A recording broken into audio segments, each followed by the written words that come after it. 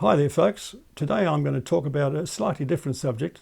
It's a very short, very sharp and very bloody little campaign that took part over 140 years ago.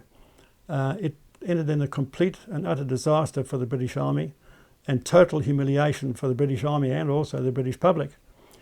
Due to that fact, it's basically been hidden and swept under the carpet for many, many years. It's only in the last 40 years that there's actually been anything written about this particular conflict. And what I'm going to talk about today is the First Boer War of 1881. Now, before I go into the actual details, I need to give you a bit of background history. I've got three items today that I'm going to talk about which relate to this war. One of which is the Wesley Richards Monkeytail, which I'm holding at the moment. This is an 1860 model. It's called a Monkeytail, as many of you may know, because of the action, which is most unusual. It's a capping breech loader.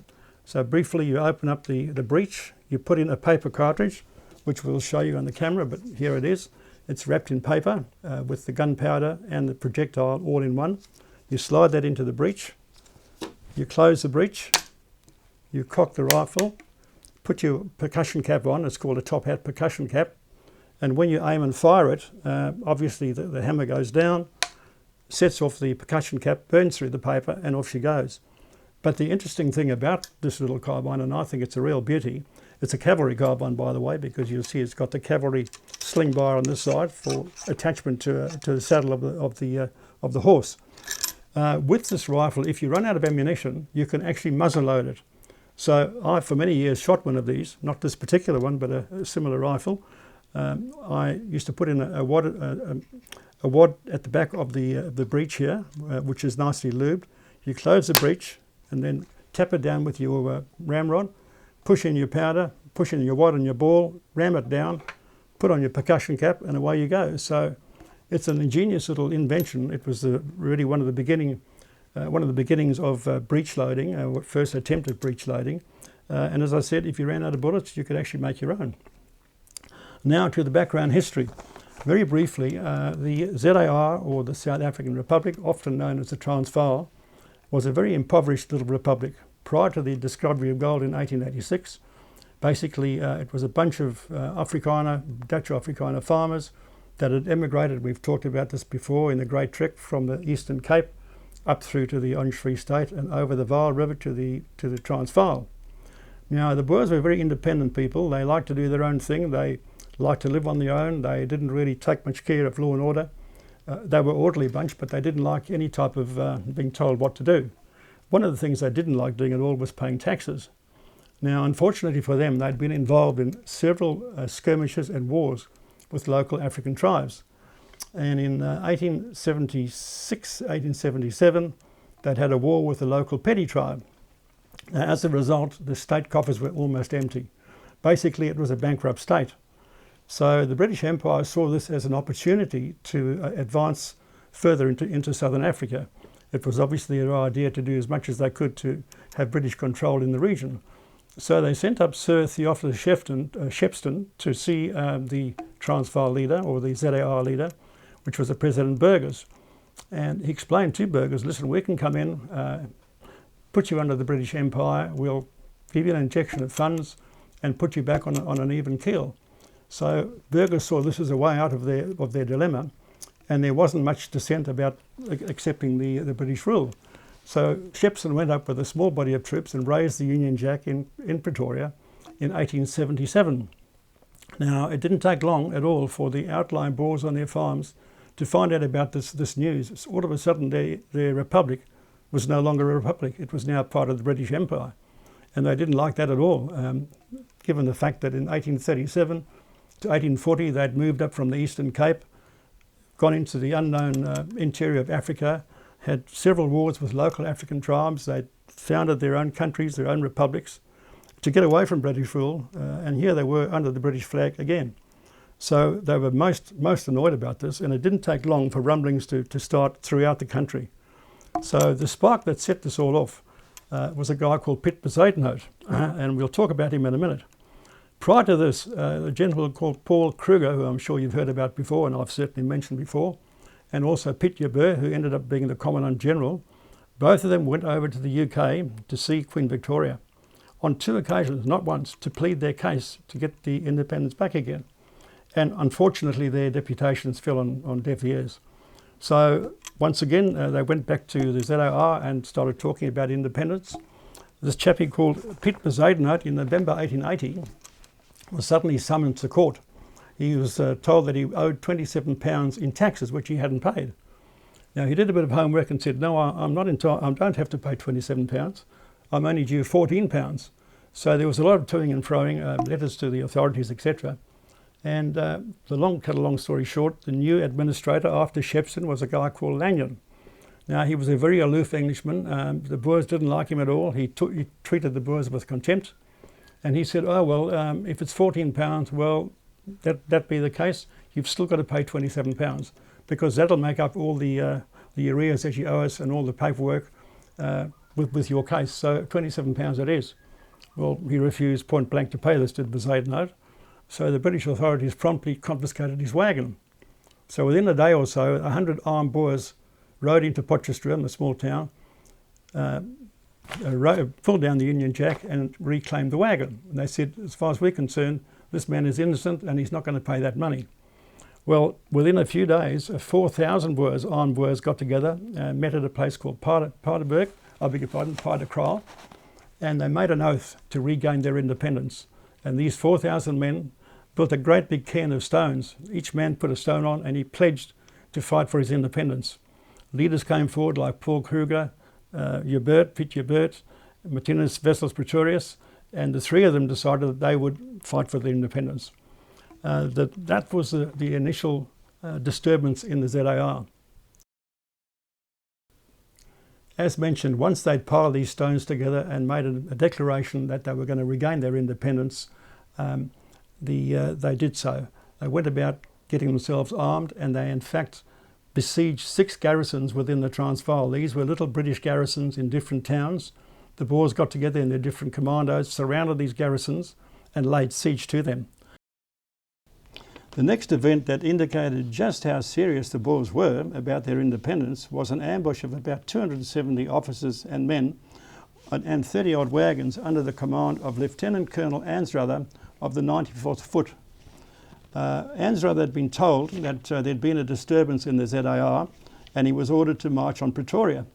So on the 20th of December 1880, at a place called Bronkhorstspruit, I'll repeat that, Bronkhorstspruit, Anstruther was marching towards Pretoria when a Boer with a white flag approached him. He stopped and asked the Boer what his problem was. He told him, and the Boer said, that the Boers had claimed their independence and they asked Anstruther to please turn back. They did not want him to march on Pretoria.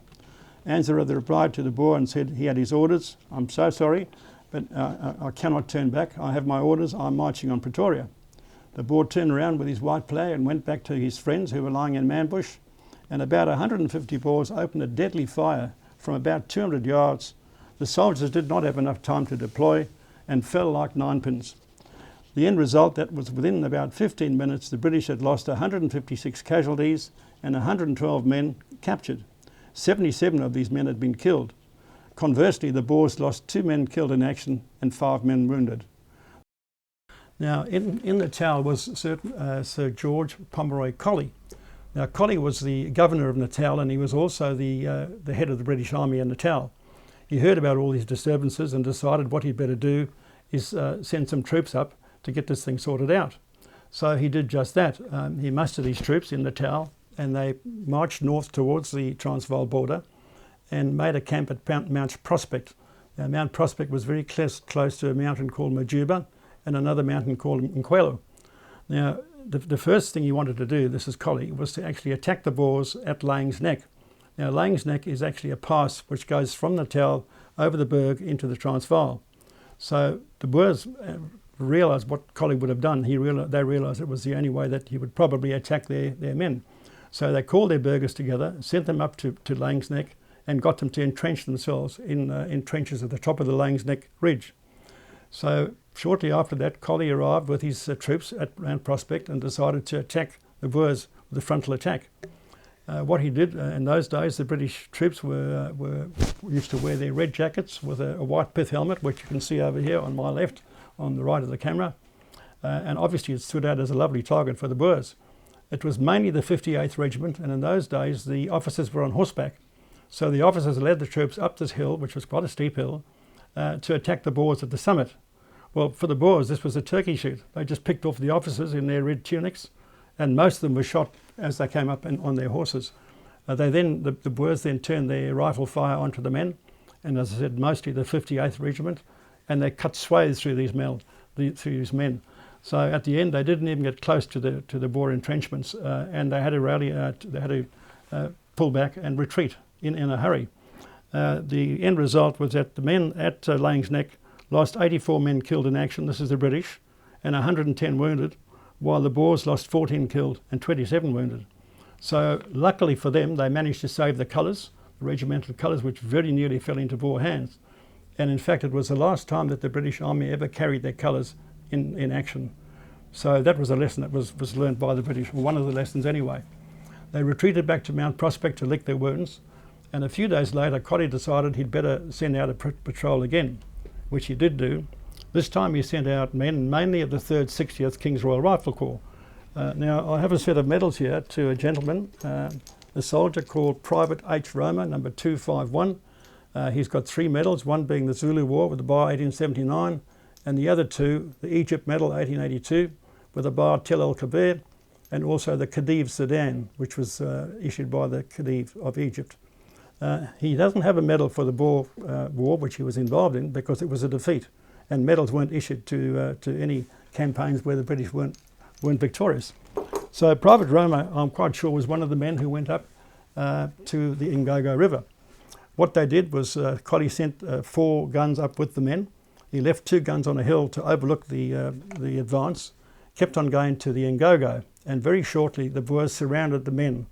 Now, it was mainly the 3rd 60th Rifles, as I said. There were about 300 men there, and also the artillery. The Boers very quickly ambushed them. They completely surrounded the British and started picking off mainly the artillery, and then also the soldiers. Luckily for the 3rd 60th King's Royal Rifle Corps, being a rifle regiment, they wore dark green uniforms, so they weren't quite as conspicuous as the other soldiers in their red jackets. But at the end of the day, once again, the Boers were victorious. At the Battle of Ingogo, also called Skeinshoogte, by the way, the British lost 64 killed in action and 77 wounded. The Boers lost 8 men killed and 10 wounded. Now, the battle came to an end when a terrific thunderstorm broke out late in the afternoon. It was such a violent thunderstorm that the Boers decided to retreat, and they just crept away and went back to their laager. Collie decided that they obviously were beaten. They couldn't resume the fight in the morning, so he decided to pull back and get as many troops as he could back to Mount Prospect. So by then it was nightfall, it was still pelting with rain. The soldiers made their way down to the Ingogo River, and by that time the river was in full flood. The men had to link arms to get through, and in so doing they lost 6 men who were drowned, just swept away in the torrent. Eventually they managed to get back to Mount Prospect early in the morning and once again lick their wounds. It took a few days, and Collie started having a look through his binoculars and his telescope at this mountain called Majuba. And he noted that every day there were some Boer pickets that would climb up the hill and stay at the top of the hill and look directly down at the British camp. It was a bird's eye view. And he decided, this is Collie, that it would be a jolly good idea to go up there at night when the Boers weren't there, take the position, and it was a very commanding position and also a very good defensive position. So for some unknown reason he picked a group of soldiers, about 400 soldiers, from 3 different units. And these were the 58th Regiment, who'd lost so badly at Laing's Neck, the 92nd Highlanders, which is the Gordon Highlanders, who just recently arrived from India, and also a naval detachment. And they left at night. They were told not to make any noise. They weren't allowed to talk. And they climbed up the very, very steep hills of Majuba and eventually got there in the morning. Now, they all took up entrenching tools, and when they got there, dawn broke out on the horizon, and it got light, and Collie told the men to go around in their perimeter at the top of the hill and just take up their positions. He never told them to entrench. We never know why that happened, because they had entrenching tools. But anyway, when daylight came, the victorious British soldiers raised up their Martini Henrys and down at the Boer camp and said, here we are, hooray, we're the king of the castle, and basically mocked the Boers. Well, it didn't take long at all for the Boers to put 2 and 2 together. There was a gentleman called Nicolas Smit, who was a farmer, but he was also a brilliant tactician and a very good commander of mounted infantry. He got his men together, and under two Boer commandants, Commandant Roos and Commandant Ferreira, they used fire on movement and dead ground. They used the gullies, the dongas, the bushes and the rocks, and they crept up the hill of Majuba. This is a body of mainly young Boers. It took them most of the day to get up there, and when they got to the top, they attacked from various sides. They, at the given word, as I said, all fire on movement, they got to the crest of the hill and started picking off the British soldiers.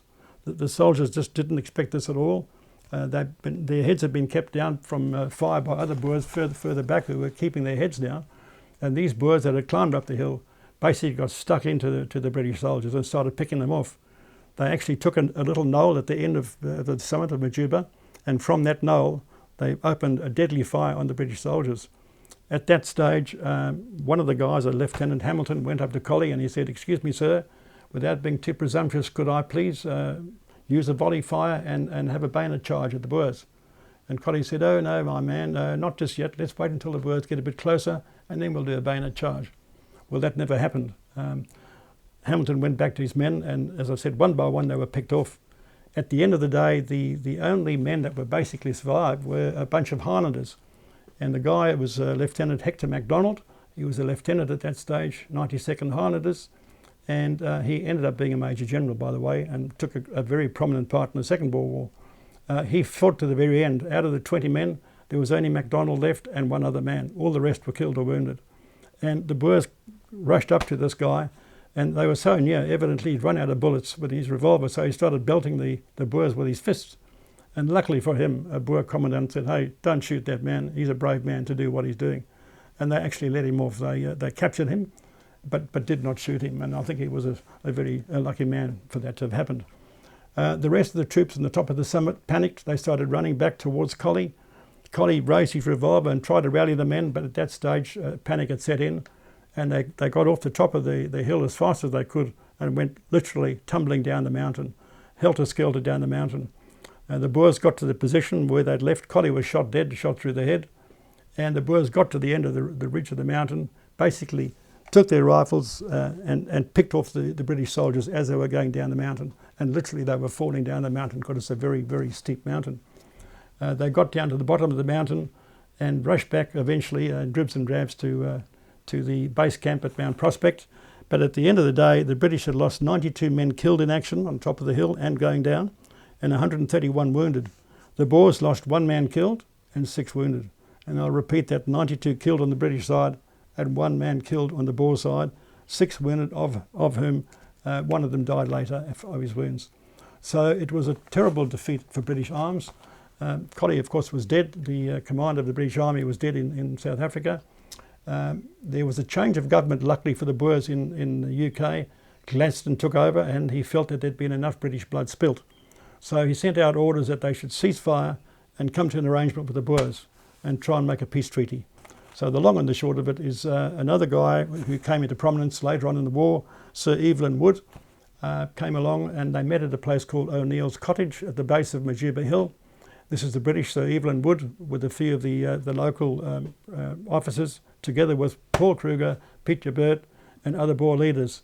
And they came to an agreement and decided to give the Boers back their independence, which is what they wanted in the first place. They tried to go to the UK to plead their case. It wasn't heard, and it was the last resort that they turned to violence. Well, that's the story. That's about the end of the story. The Boers retained their independence. I want to talk a little bit about the weapons. The Martini Henry was the basic weapon used by the British in Majuba, as they had done in the Zulu War. I've got a Martini Henry here to my left. We've spoken about the Martini Henry before. But another rifle that was very, very popular with the Boers, and remember, these were a citizen militia. They were farmers, majority of them were farmers. Being citizens, they could buy whatever rifle they wanted. So there was a wide range of rifles available in Africa in those days. It was a big hunting country. They had Snyders, they had Martini Henrys. Some of them even had the Italian Viterli rifle, which was an early bolt-action rifle, M1870. And most of all, they had this, which was a later model Wesley Richards. And this is a Wesley Richards with a number 2 musket caliber. It's a .500 450 caliber, similar to the Martini, but with a different action. The lever is in front of the trigger guard as opposed to the Martini at the back of the trigger guard. Very similar action. You can see the falling block. It's a falling block action. I think they're very good little rifles. The British certainly looked at these when they adopted the Martini Henry. It was a close contender, but the Martini won. As I said, these became very, very popular in Africa with both the English settlers as well as the Boers. And because of their defeat, the British defeat at Majuba, the Boers called this a Majuba Martini, and the people in the Free State called it a Free State Martini, which is a Free State Martini. So that was the name given to the Wesley Richards falling block in #2 musket, and I hope you enjoyed the story. Thank you.